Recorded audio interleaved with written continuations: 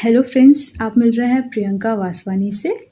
और आज हम डिस्कस करने वाले हैं एक रचना शरीर का एक टॉपिक, मर्म।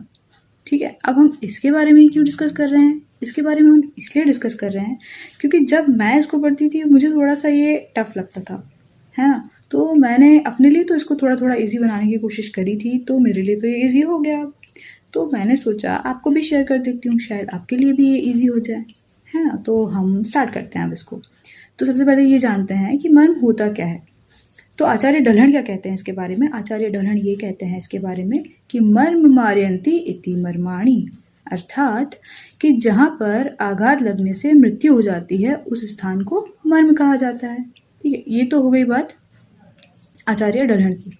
अब आते हैं आचार्य सुश्रुत पे कि वो क्या कहते थे। वो ये कहते थे कि जहाँ पर मांस, सिरा, स्नायु, अस्थि और संधि, ये 5 चीजें जहाँ पे सन्निपात होता है इन पांचों का, उस स्थान को मर्म कहा जाता है। और क्यों कहा जाता है इसको मर्म? इसलिए कहा जाता है क्योंकि यहाँ पर हमारे प्राण स्थित होते हैं, इसलिए इसे मर्म कहा जाता है। ठीक है, तो ये तो हो गया। अब इसको थोड़ा सा और इजी बनाते हैं।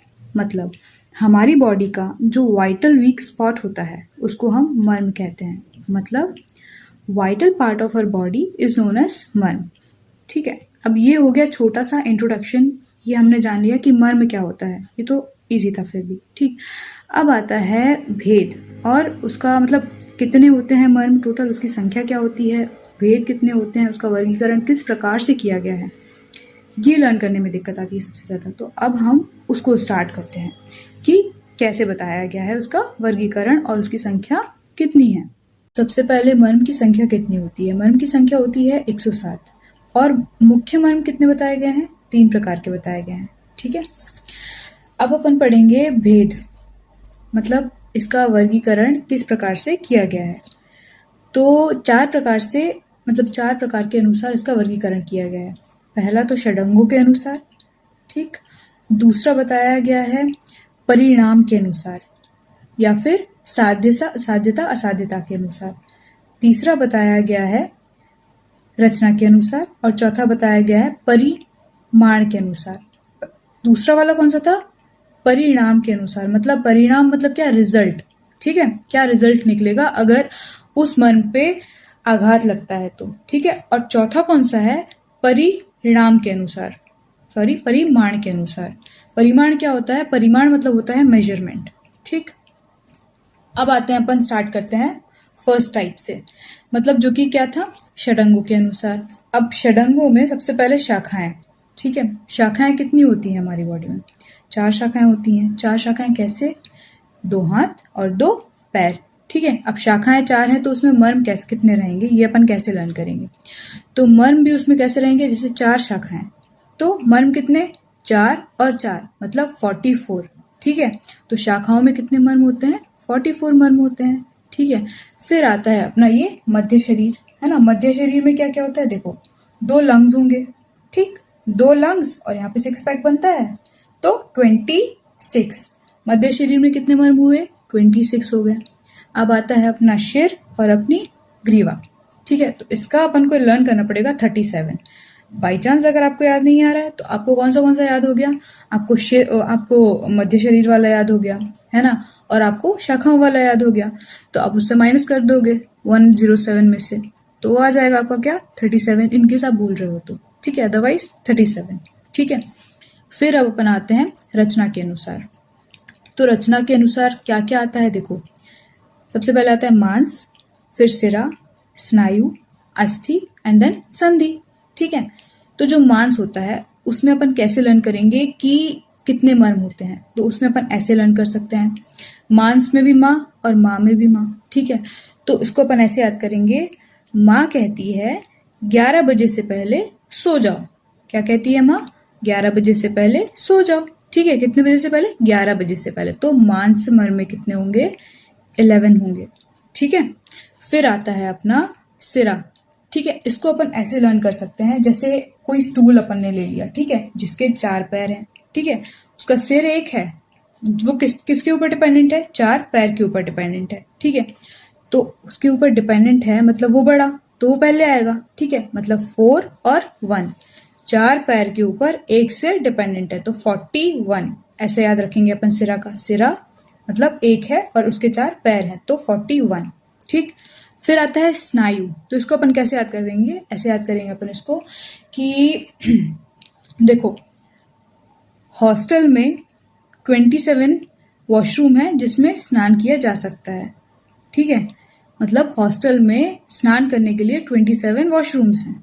ठीक है, ऐसे याद हो जाएगा ये। अब ये तो हो गए 3, कौन से हो गए, मांस, सिरा और स्नायु। अब बचा कौन, अस्थि और संधि। तो स्नायु में कितने थे, 27। ठीक है, 27 के बाद क्या आता है, 28 आता है। तो कैसे करेंगे अपन, 20 और 8, नीचे 20 ऊपर 8, तो नीचे कौन है, संधि है ना, तो 20 संधि का और अस्थि का कितना, 8। तो इस प्रकार से अपने ये वाले भी कंप्लीट हो गए रचना के अनुसार। अब आता है अपना परिमाण के अनुसार। परिमाण क्या होता है, मेजरमेंट।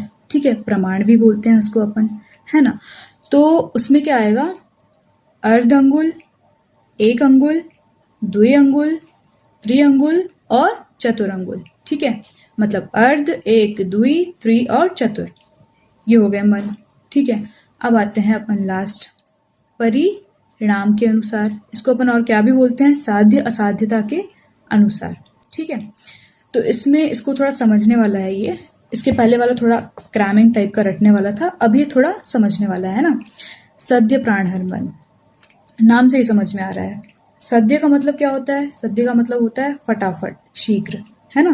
प्राण हर मतलब प्राणों का हरण कर दे जो, मतलब ऐसा मर्म जिस पे आघात लगने से प्राणों का हरण हो जाता है। ठीक है, इसको अपन क्या बोलते हैं, सद्य प्राणहर मर्म। ठीक, तो इसमें क्या है कि या तो तुरंत मृत्यु हो जाती है ना, या तो फिर 7 दिन तक का टाइम लेता है। ऐसा क्यों, ऐसा इसलिए कि भाई किसी की बॉडी बहुत वीक है, किसी की बॉडी स्ट्रांग है, तो इसलिए। पर इसको क्या बोलेंगे, सद्य प्राणहर मर्म, मतलब 7 दिन की जो टाइमिंग है उसको अपन क्या बोलेंगे, सद्य, मतलब वो शीघ्र मारक है। ठीक है, फिर आता है सेकेंड नंबर पे कालांतर मर्म, है ना। अब कालांतर मर्म क्या होता है, मतलब काल अंतर, मतलब मतलब अगर आघात लग जाता है तो कुछ काल के बाद मृत्यु होगी। मृत्यु तो होगी पर कुछ काल के बाद होगी, इसलिए इसको क्या बोला गया है, कालांतर मर्म। ठीक है, अब इसमें मृत्यु कितने टाइम बाद होती है, इसमें मृत्यु होती है 2 से 4 वीक्स में। ठीक है, ये टाइमिंग बताई गई है कि ऐसे मर्म पे अगर आघात लगेगा तो उसमें 2 to 4 वीक्स के अंदर मृत्यु हो जाएगी। इसको क्या बोल रहे हैं अपन, कालांतर मर्म। फिर आता है अपना विशल्यग्न मर्म। ठीक है, तो विशल्यग्न मर्म में क्या होता है, देखिए विशल्य मतलब शल्य जो है, अगर अपन उसको निकालेंगे, कहीं पे शल्य लग गया, अगर अपन उसको निकालेंगे तो मृत्यु हो जाएगी। ठीक है, तो ये हो गया विशल्यग्न मर्म। फिर आता है अपना कौन सा, वैकल्यकर मर्म। वैकल्यकर मतलब क्या होता है कि वैकल्य मतलब विकार, मतलब अगर ऐसा मर्म जिस पे आघात लग रहा है अगर अपन को, तो मृत्यु नहीं होगी लेकिन कुछ विकार उत्पन्न हो जाएगा, कुछ प्रॉब्लम होगी लेकिन मृत्यु नहीं होगी। ठीक है, ये कौन सा हो गया, वैकल्य कर्म हो गया। अब आता है अपना रुजाकर। रुजा का मतलब क्या होता है, देखो रुजा 2 चीजों से मिलके बनता है, एक तो होता है पेन, दूसरा होता है मतलब वहां पे जलन या दाह, इस टाइप का। ये दोनों चीजें जब मिल जाती है उसको अपन क्या बोलते हैं, रुजा बोलते हैं। तो रुजाकर मर्म। ठीक है, मतलब लगातार पीड़ा होती है, ऐसे मर्म को क्या बोलते हैं, रुजाकर मर्म। ठीक है, मतलब ऐसा मर्म जिसमें आघात लगने पर पीड़ा हो रही है, लगातार पीड़ा हो रही है, उसको रुजाकर मर्म कहते हैं। ठीक है, अब अपन ने ये तो पढ़ लिया। अब अपन इसकी क्या पढ़ेंगे, इसमें सबसे पहले अपन पढ़ेंगे कि महाभूतों का क्या संगठन हो रहा है इसमें, है ना। तो सबसे पहले सद्य प्राणहर मर्म। सद्य प्राणहर मर्म, पंच महाभूत 5 होते हैं, अपन को पता है कौन से होते हैं, आकाश, वायु, अग्नि, जल और पृथ्वी। ठीक है, तो अब देखो सद्य प्राणहर मर्म, इसमें सबसे तेज कौन है, मतलब सबसे खतरनाक कौन है, अग्नि। सद्य प्राणहर फास्ट, ठीक है, और तेज भी, तो अग्नि महाभूत है यहाँ पे। ठीक है, दूसरा आता है अपना कालांतर। तो कालांतर मतलब क्या है, आराम आराम से, मृत्यु तो होनी है, तेज वो भी है पर टाइम लेगा थोड़ा, तो 2 चीजें आएंगी। सौम्य मतलब जल महाभूत की वहां पे प्रधानता रहेगी, तो सौम्य और अग्नि। ठीक है, 2 चीजें इसमें रहेंगी। फिर आता है अपना क्या, विशल्यग्न। तो देखो अब ये है, ठीक है, पूरा ये स्पेस, अब इसमें शल्य घुसा, स्पेस हो गया, है ना। अब ये निकलेगा, ये स्पेस खाली होगा तो यहाँ क्या भरेगा, वायु सबसे पहले, है ना। तो यहाँ वायु भर जाएगी, इसीलिए इसको क्या बोल रहे हैं, वायव्य। फिर आता है अपना वैकल्यकर। तो वैकल्यकर क्या है, विकार उत्पन्न कर रहा है पर उसमें मृत्यु नहीं हो रही है, मतलब इट इज शांत टाइप ऑफ, शांत रहेगा वो भी थोड़ा, तो सौम्य। फिर उसके बाद आता है अपना रुजाकर। रुजाकर में मैंने दो चीजें बताई, एक तो पेन रहेगी रुजा में, ठीक है, एक तो चलन और दहा बोल सकते हैं उसको, वो रहेगी। तो पेन, जहां जहां वायु होती है वहां वहां पेन होता है, वहां वहां दर्द होता है, और जहां जहां अग्नि होती है वहां वहां दाह होता है, और इसमें दोनों चीजें हैं। तो इसका मतलब क्या, वायु भी रहेगी इसमें और अग्नि भी रहेगी इसमें, ठीक है। तो इसमें क्या रहा, अग्नि और वायु। अब अपन इसकी संख्या देखेंगे कि किसकी क्या संख्या है। तो सबसे पहले वाला कौन सा पढ़ा अपने, सद्य प्राणहर, तो उसका अपन को याद रखना पड़ेगा 19, ठीक है। सद्य प्राणहर मन कितने हैं, 19 है। फिर आता है अपना कालांतर, ठीक है। तो यहाँ से अपन ये ट्रिक रखेंगे, जैसे 33 3, ठीक, 33 3 44 8, 33 3 44 8, मतलब कालांतर में कितना रहेगा, 33। फिर विशल्यग्न में कितना रहेगा, 3। फिर वैकल्यकर में कितना रहेगा, 44, और रुजाकर में कितना रहेगा, 8। इस तरह से 33 3 44 8। सबसे पहले कौन था, सद्य प्राणहर, उसमें 19 रहेगा। फिर उसके बाद क्या रहेगा, 33 3 44 8। That's all.